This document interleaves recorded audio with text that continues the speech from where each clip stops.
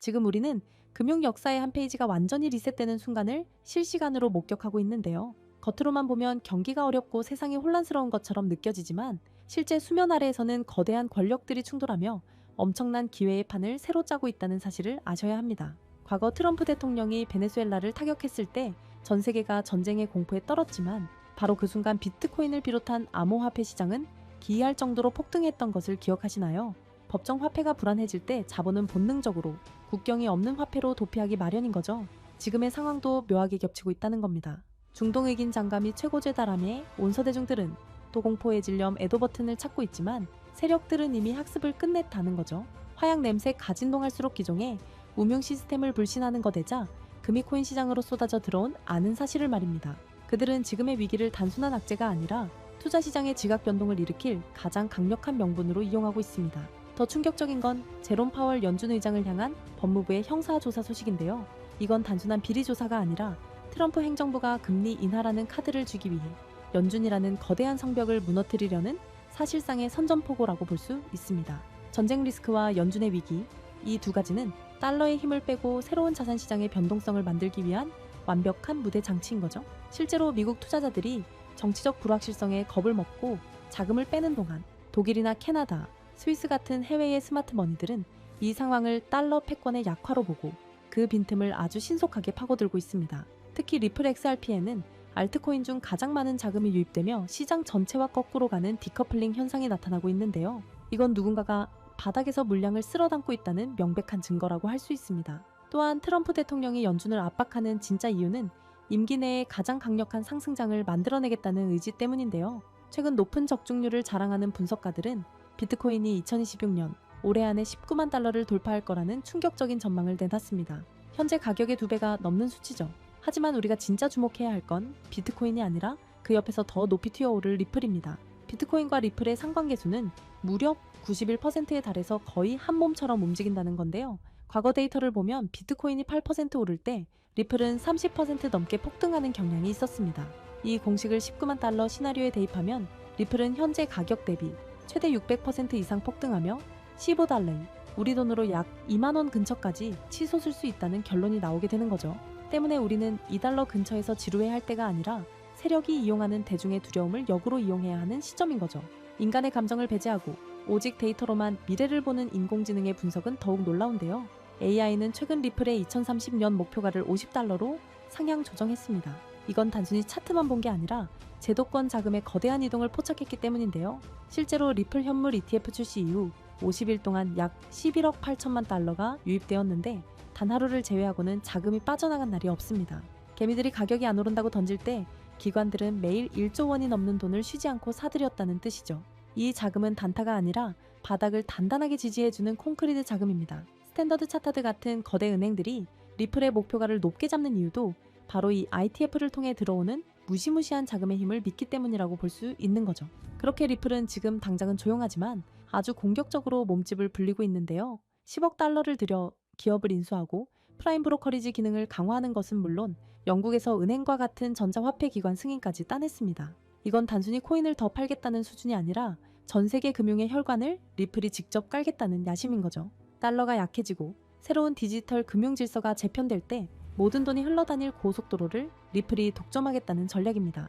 브래드 갈링하우스 씨 이 오가 말했듯 2025년이 기초를 다진 해였다면 2026년은 본격적인 채택과 실용화의 해가 될 수밖에 없습니다. 스테이블 코인 시장과 실물 자산 토큰화 시장이 커질수록 가장 빠르고 저렴한 리플의 네트워크가 그 중심에 설 수밖에 없다는 계산이 나오는 거죠. 결국 지금의 혼란과 차트상의 공포는 거대한 판이 바뀌기 직전의 폭풍 전야와 같습니다. 트럼프와 파월이 싸우는 동안 달러의 위상은 흔들리고 있고 그 틈을 타서 리플은 미래 금융의 표준이 되기 위한 준비를 모두 마쳤습니다. 지금 당장의 작은 가격 변동에 1일 후 2일 비하며 물량을 던지는 건 세력들이 가장 바라는 시나리오대로 움직여주는 것밖에는 안 되는 거죠. 그렇기 때문에 지금의 리플은 아직 시장에 제대로 된 평가를 받지 않은 극도의 저평가 상태라는 의미인데요. 우리는 이런 기회를 잘 잡아 포트폴리오에 중점적으로 선점하여 물량을 확보해야 합니다. 머지않아 리플이 전 세계 금융의 중심에서 유동성을 폭발시키기 시작할 때 우리는 남들과 비교할 수 없는 압도적인 부를 손에 넣고 부의 추월차선에 올라타게 될 것입니다. 자, 하지만 그렇다고 해서 우리가 리플 하나에만 집중하면 되는 걸까요? 그건 절대 아니라는 점을 말씀드리고 싶습니다.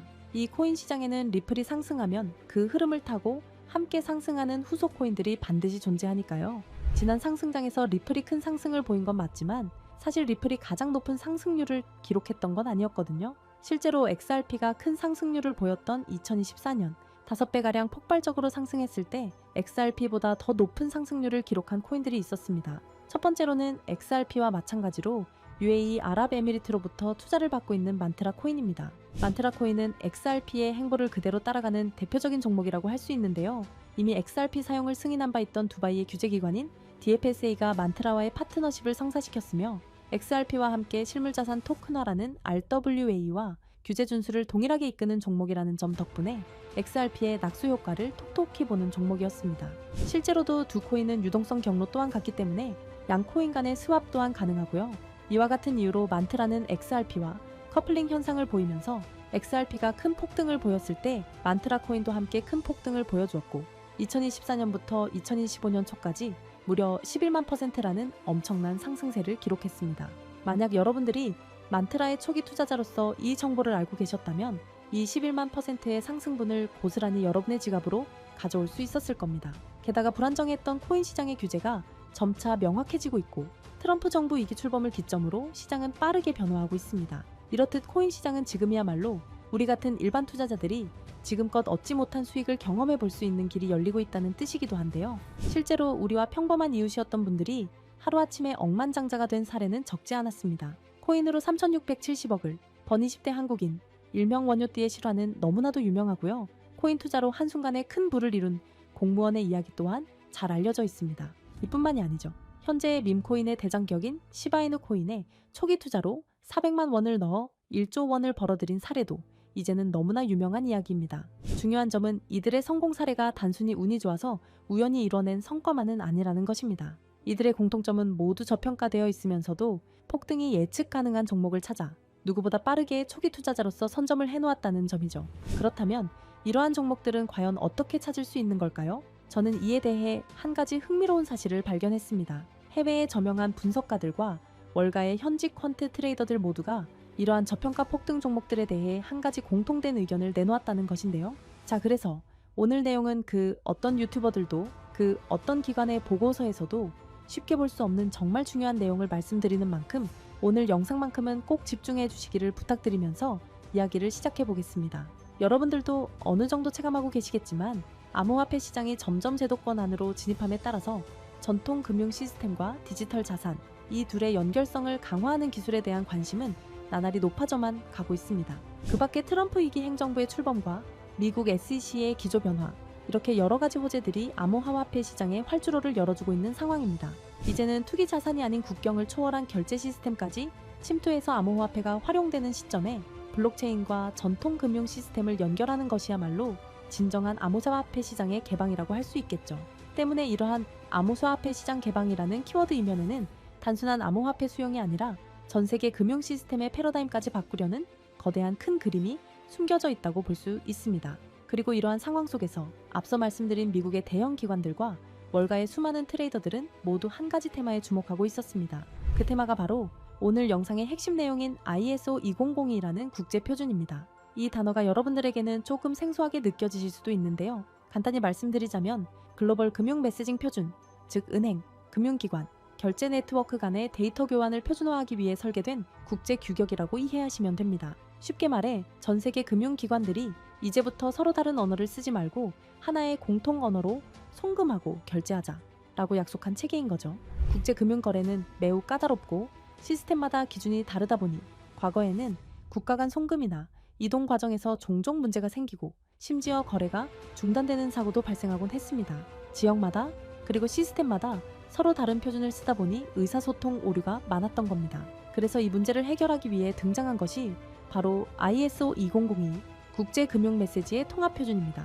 지금 전 세계는 암호화폐와 전통금융 시스템의 본격적인 융합이라는 과제에 집중하고 있습니다. 그리고 바로 이 시점에서 ISO 2002가 그 연결고리 역할을 하게 되는 것이죠.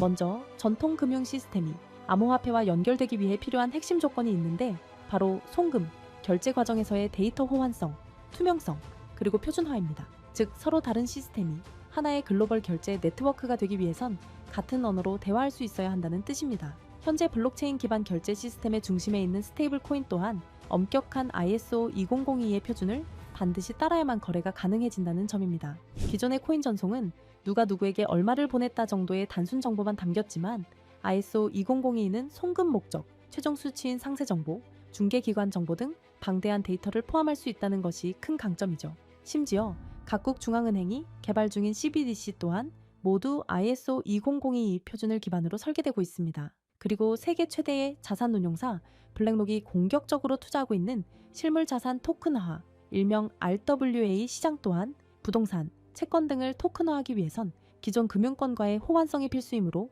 ISO 2002가 RWA라는 차세대 금융의 인프라 표준을 따르고 있는 실정입니다.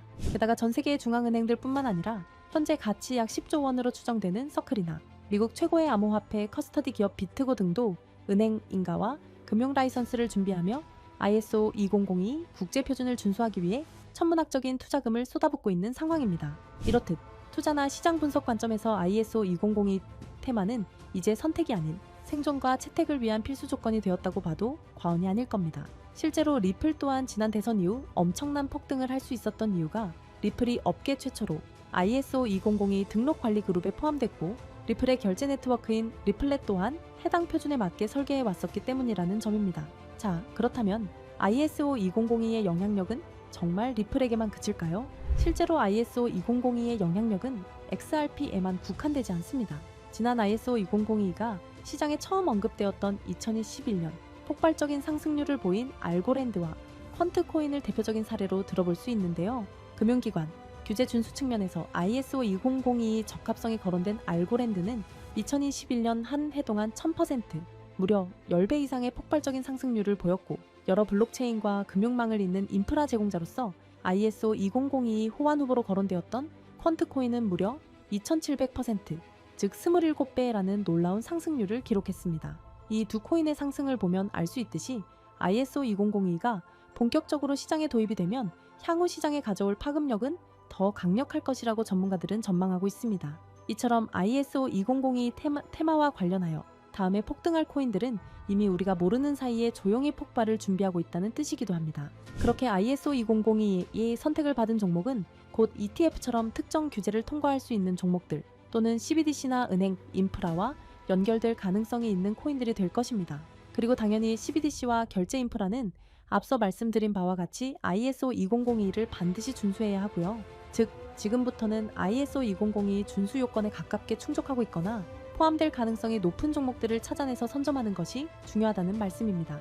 그래서 제가 지난 1년 가까이 분석해서 찾아낸 이 종목이야말로 ISO 2002 준수 요건을 충족하면서 기관의 주목을 받고 있는 종목이라고 할 수 있습니다. 최근 ISO 2002에 대한 언급이 많아지면서 세력들이 가격을 끌어올렸고 글로벌 금융 세력들이 직접 주도하는 종목으로 ISO 2002 메시징 표준과 완벽하게 연동되도록 설계되어 있으면서 전통 은행 시스템과 블록체인 결제를 실시간으로 연결하는 코인입니다. 심지어 최근 비밀리에 진행된 라운드에서 블랙록과 피델리티 등 글로벌 헤지펀드, 그리고 기존 금융권, 엘리트 세력이 조용히 지분을 확보했다는 소식도 들리는데요. 때문에 월가 내부에서조차 프로젝트 레이트라 불리는 이 프로젝트가 공개되면 기존 금융 인프라를 대체할 숨겨진 연결망으로 자리를 잡을 것이라 예상되고 있습니다. 또한 국제 송금과 기관 간 자산 이동이 이전과는 전혀 다른 속도로 자동화될 것이기에 폭발적인 잠재력이 있을 것이라 전망하고 있는데요. 하지만 지금은 거시적인 시장 상황에 맞춰 조정을 받고 있는 상황입니다. 그래서 오히려 아주 적절한 타이밍이라고 볼 수 있는 것이죠.